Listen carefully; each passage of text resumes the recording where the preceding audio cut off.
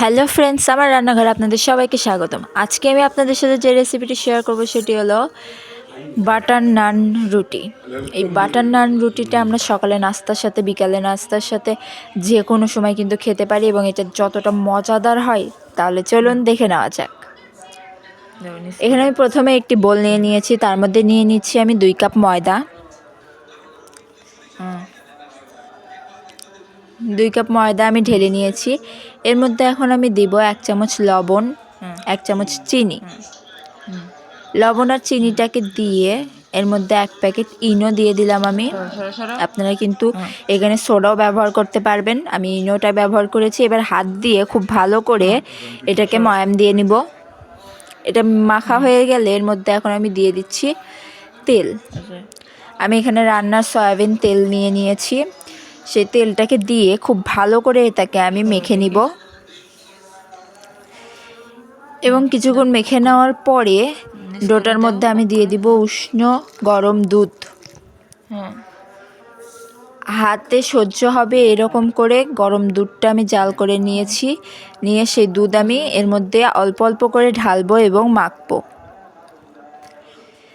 ডোটা কিন্তু আমার অনেকটাই সফট হতে হবে, সো আমি এটাকে হাত দিয়ে অল্প অল্প করে মাখবো এবং দুধটা অল্প অল্প করে ঢালবো। কমও হওয়া যাবে না আবার বেশিও হওয়া যাবে না, ডোটা ঠিক পারফেক্ট এরকম হতে হবে। এর উপর দিয়ে আমি এখন সামান্য তেল পুরোটা মেখে রেখে দিব। এটাকে আমি এখন রেস্টে রেখে দিব প্রায় 1 থেকে 2 ঘন্টা।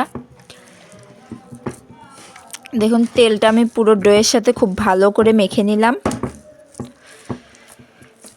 এবার এটাকে আমি এভাবে চাপা দিয়ে ঢাকনা দিয়ে রেখে দিব প্রায় 1 থেকে 2 ঘন্টার জন্য।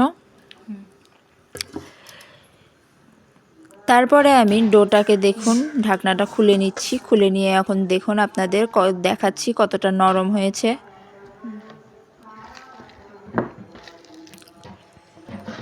এবার আমি আবারও এটা 3 থেকে 4 মিনিট খুব ভালো করে মেখে নিব।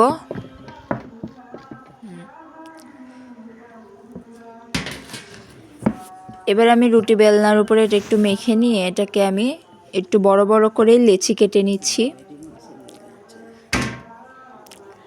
এই দেখুন আমি একটু বড় বড় করে লেচি কেটে নিয়েছি। এখানে আমি 5 থেকে 6টা লেচি কেটে নিয়েছি। এবার আমি একটি লেচি নিয়ে এইভাবে রুটি বেলনার উপরে রেখে সামান্য ময়দা উপর থেকে ছিটে দিয়ে এটাকে আমি বেলে নিব।